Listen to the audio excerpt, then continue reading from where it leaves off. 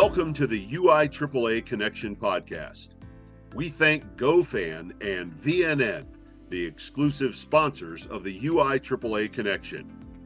Now operating as one combined company, GoFan and VNN offer a seamless experience through digital ticketing and athletic websites. They make it easy to direct fans to one central place for schedules, communication, and tickets for both home and away events.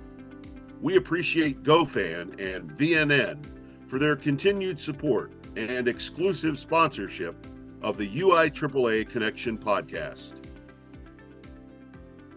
Welcome back to another edition of the UIAAA Connection. I'm your host, Mark Hunter. Today we have as our special guest, Shanna Hales, the Assistant Director of Athletics at Box Elder High School. Welcome to the podcast, Shanna. Thank you. Thanks for having me today. Let's have you begin by sharing with our international audience where you grew up, where you went to college, your first job, etc. Sure. I grew up in a really small town called Duchesne, Utah, here in northeastern Utah. Great place to be. Small 2A school at the time. Had a great experience. Loved starting there. Went to my secondary studies done at Southern Utah University in Cedar City. Spent some time in Logan and ended up in Box Elder. I live in Willard, Utah, in Box Elder County. And I'm currently at Box Elder High School. Willard, so as a question totally off base, how far is Willard from the Golden Spike National Monument? Half hour, 45 minutes? Closer than that? I'd say less than a half hour, about 30 minutes. Okay, perfect. It's such a perfect area for lakes, historical monuments, the mountains. It's a great area to be. And how far is it to the Spiral Jetty? Ooh, going south on that one, I would say that's probably closer to 45 minutes. And I assume since the lake is still down with water-wise, that's still visible to everyone. I haven't been out there. I don't know. Oh, okay. It's got to be. It's definitely not going to get covered with the way the water's going in Utah, but it's a sight to behold, that's for sure. Certainly. Let's have you talk about your youth years. Were you able to participate in youth sports out in Duchesne? I mean, I assume you went all elementary, junior high, and high school out there. I did. Very rural with a lot of opportunities. I was fortunate enough in there's so much value to smaller schools. There's so much value to bigger schools. Didn't know the difference when I was at a 2A school and still had so many opportunities. And then now working at a 5A school with our student athletes, it's incredible how similar schools are when we want to divide the separation of what we're different. There's so many good things that are the same. So I was able to participate in volleyball, track, softball, and basketball. My love probably being volleyball and softball 4 years of my high school. And then I had the opportunity to continue that. I went down to Southern Utah University and I threw the javelin down there with Eric Cool for 3 years. And it was incredible. Different transition mindset at the collegiate level. And it was a good opportunity. That's awesome. Thanks for sharing that. Let me have you talk for a moment about some of the leaders, the coaches, the mentors you had in your life that made a difference when you were a young lady and now in your profession at Box Elder. Absolutely. I wanted to ponder this question. There's a lot of good mentors. There's a lot of good people that are out there that want to help. And it breaks my heart when I hear people say they don't want to get involved or they don't have anything to offer. I think everybody does, from the smallest to the biggest impact. I would start with my home life. My parents were really supportive of, if you're going to do something, get in there, get it done, do it right. Don't halfway it. Put everything you have into it and then let the chips fall where they may. So that attitude came early. I had a softball coach in high school, Coach Claybrook, that was just gritty and intense, but she did it with such a mindset of love and support that you forgot how gritty she was. So that was a really good first eye opener. And then all growing up, I wish I personally could have had contact with Pat Summa, but I loved watching Pat Summa and I loved watching her approach to her players and how she showed she cared by holding them accountable and the way she came at them. And then just being here and being able to rub shoulders with administration who truly does love what they do, with student athletes who are trying the very best they know with what they have to be a part of something.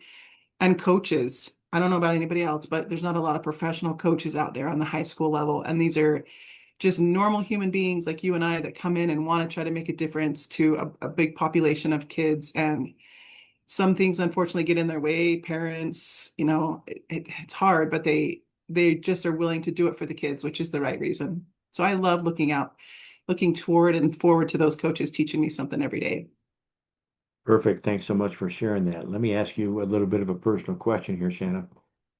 What is your biggest failure or disappointment in life, and what did you learn from it? Oh gosh, Hutch, when you asked that question, I kind of just went round and round and round and round, and I was determined to come up with something. And of course, I've had failures. Of course, I've had things that I haven't succeeded to the depth that I hoped. But I really honestly I can't answer that question accurately because the framework of failure in my life is so dependent. Like how I've chosen to frame failure is not with total regret, with total um like bad feelings. It's always been a you fail and you learn. And so I don't know if I Hmm. take failure less deep than some. And if that's a good thing or a bad thing, who knows? But I'm just like, okay, that didn't work. So how do you pivot and go around? Maybe, if I'm searching, I want like when I was down at SUU, I definitely didn't reach the potential that I knew I could have, learning how to balance being a student, being a college athlete. Somewhere in there, I chose to get married. It just all came together, and the focus wasn't there.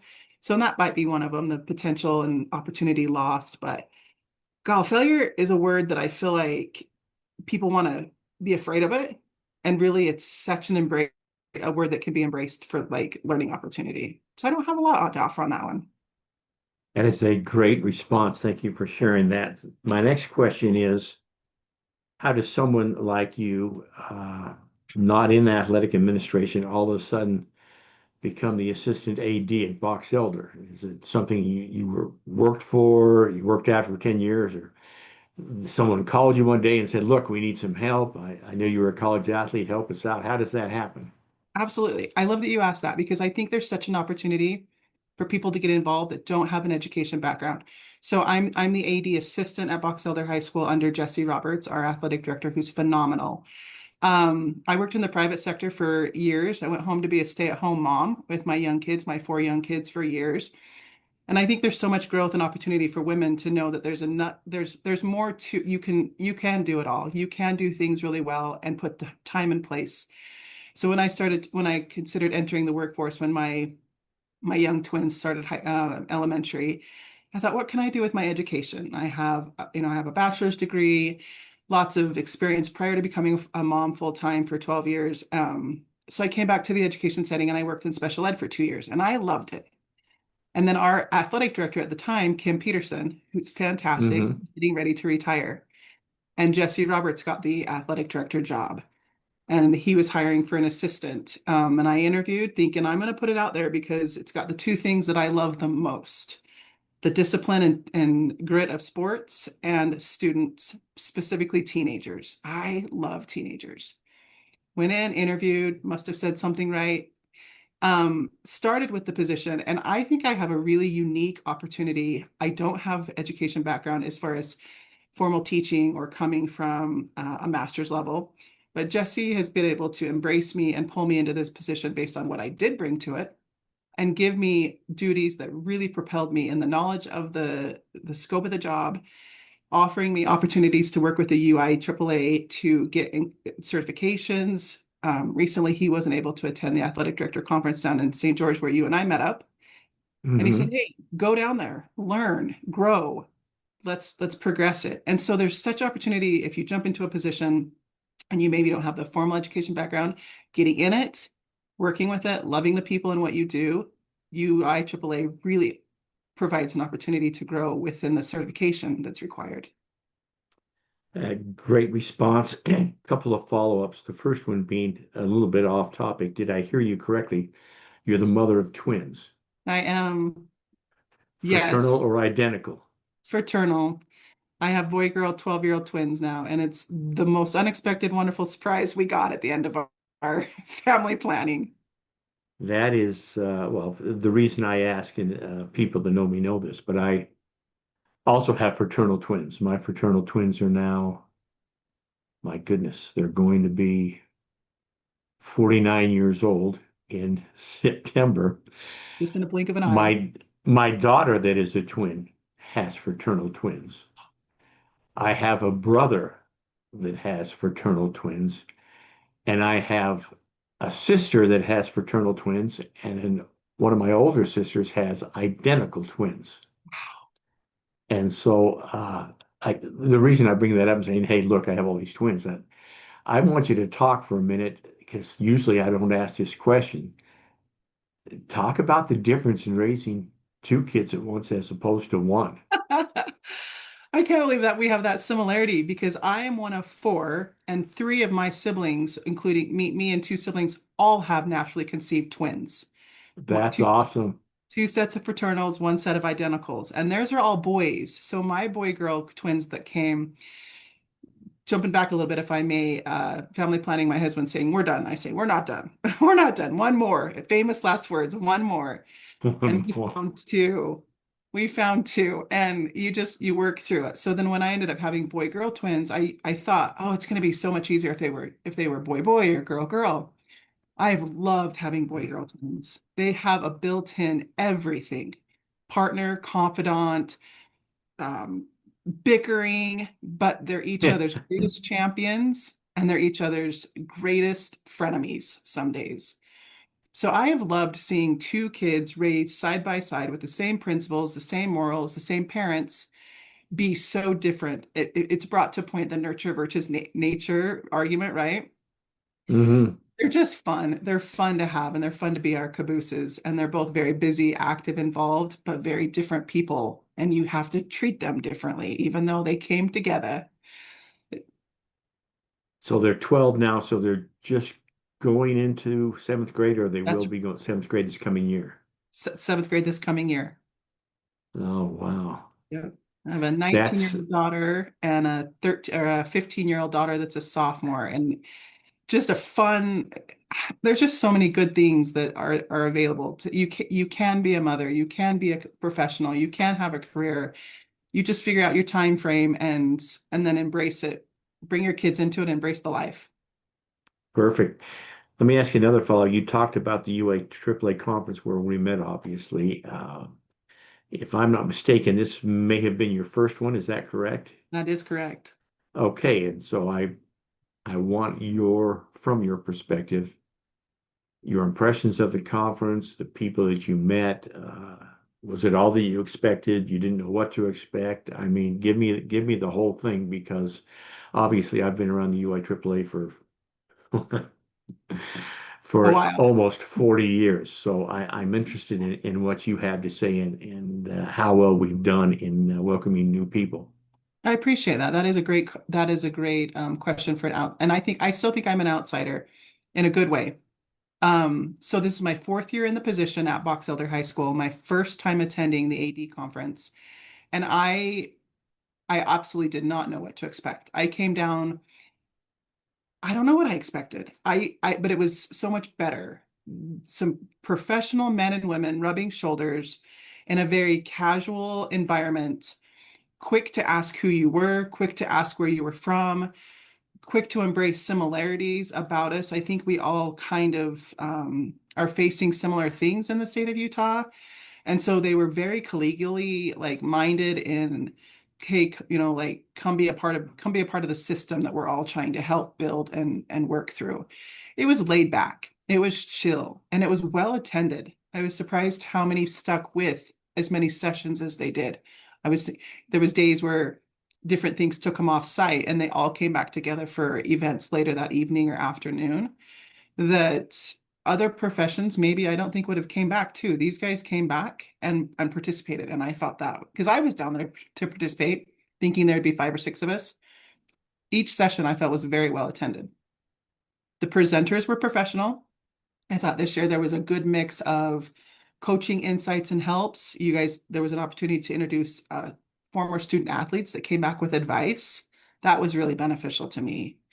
What the what the UH like with the UHSAA panel there, we have a unique turnover this year. They were there representing. You got to see the faces and to the names that we email on a weekly basis. Very good. Let me ask you this. You've been in your role now as assistant AD for 4 years. So the job of AD today, how much has it changed in 4 years, or how much is it still the same? I don't know if I'm adequately equipped to answer that, just being new to it. But in the 4 years that I've seen from my perspective, how much additional administrative duties can't come on my AD, Jesse Roberts, every day. I think he knew there was going to be some, but I don't think that either of us realized how many just the day-to-day stuff that takes him away from the student athletes. It continues to grow every single year. And I don't know if that's because there's probably varied reasons, but how has it changed? The hours are getting longer. I think he tried to set some boundaries early on, and it just those boundaries keep getting blown through with the expectations of the job. The hours, the time that's committed by him every day to what he's trying to do, nights, weekends, setup, breakdown, it's astronomical. And I don't know how one person does it. So the opportunity for me to come in and assist, I would encourage every school, big, small, you don't have to pay him an AD assistant budget. Come in and get some help. Get some help so that they don't lose focus on the reason they came into this job, which I think probably for most of us is always going to be the student athletes and the love of the game. Well said. So that ties into the next question, which is, what's one common myth about being an athletic director you'd like to debunk to the general public? Jeepers, that it's a 9 to 5 job. That couldn't be so far from that it's a cush administrative job.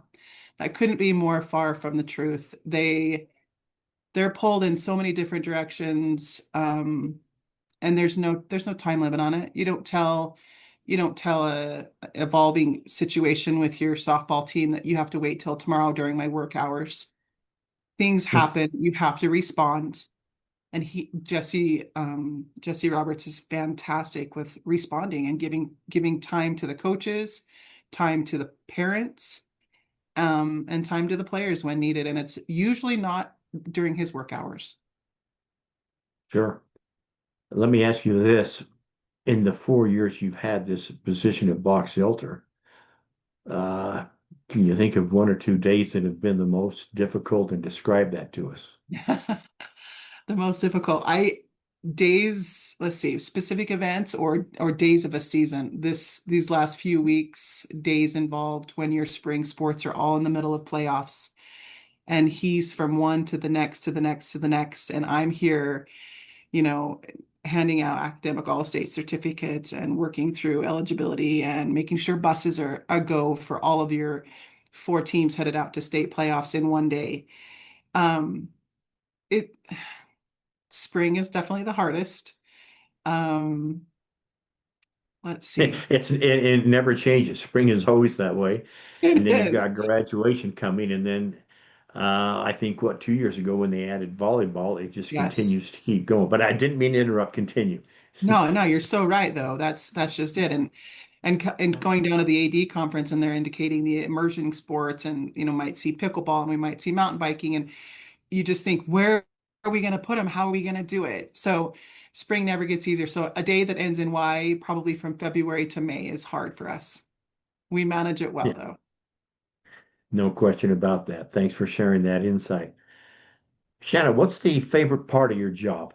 Oh man, that's so easy. It's always 100% going to be the teenagers. It's the kids.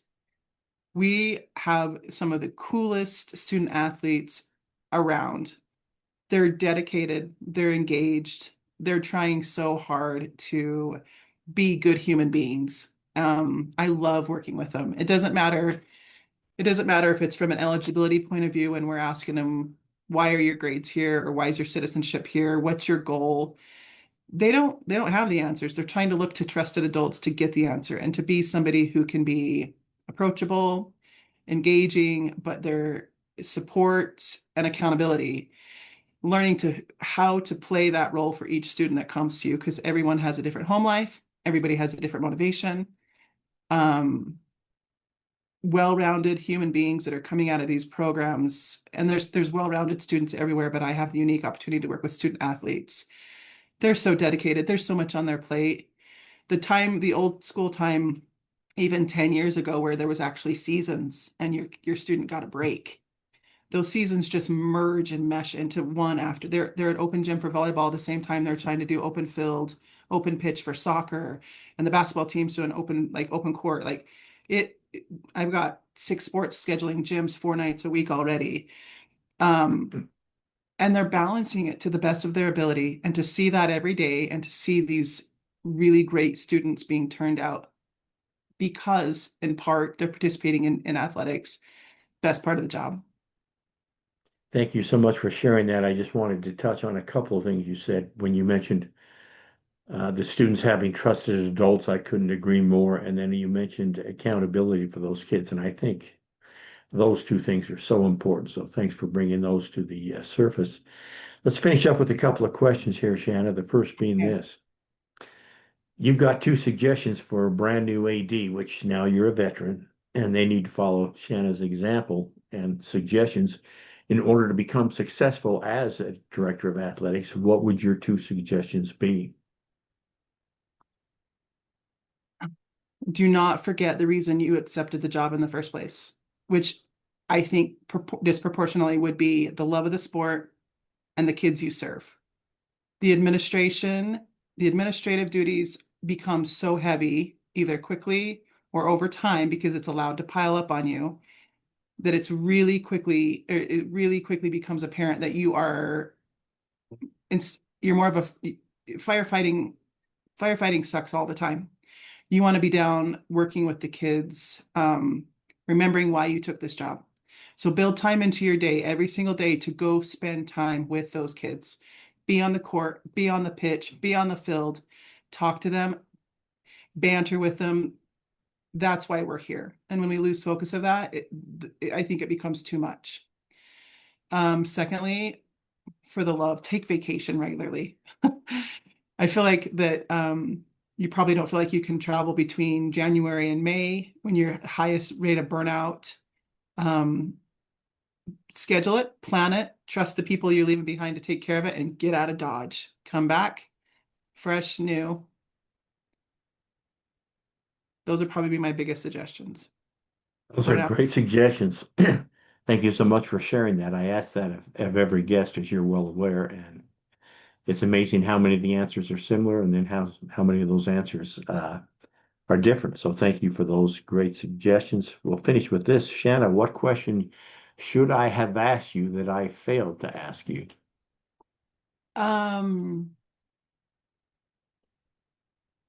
Gosh, I think we all know it's worth it. Whatever comes, it's worth it, because you have the possibility to change, to influence change in one person, one time, in one situation, and it's worth it. For the 100 you don't, the one is totally worth being here. So, is it worth it to go into, in my case, assisting an athletic director? 100%. Find someone that trusts you and will put meaningful stuff in front of you and run with it to be a helper for them. What should you have asked me? I don't know. Gosh, I think you did a pretty good job covering from start to finish, Hutch.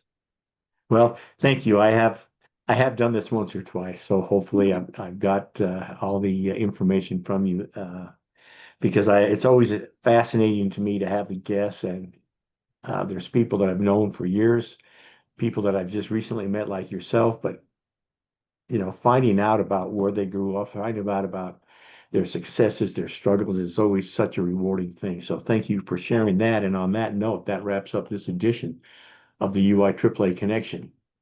Again, our special guest today has been Shanna Hales, the Assistant Director of Athletics at Box Elder High School. Thank you so much for being on the podcast, Shanna. Thank you for having me. For our listeners, we hope you tune in again next week for another edition of the UIAAA Connection.